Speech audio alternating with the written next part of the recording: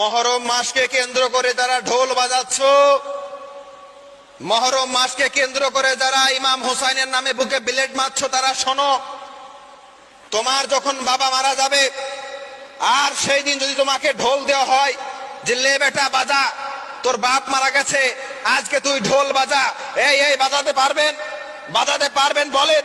যদি বাজাতে না পারেন তাহলে ইমাম হুসাইন রাদিয়াল্লাহু তাআলা আনহুকে যখন শহীদ করা হয়েছে সেই দিনকে উপলক্ষ করে, সেই দিনকে স্মরণ করে কেন ঢোল বাজাচ্ছেন? মুসলমানের ঘরের বাচ্চা কেন ঢোল বাজাবে? এই মানা করতে পারেন না? এই আপনাদের ঘরের বাচ্চা ঢোল কেন বাজাবে? এজিদি কারবার কেন করবেন?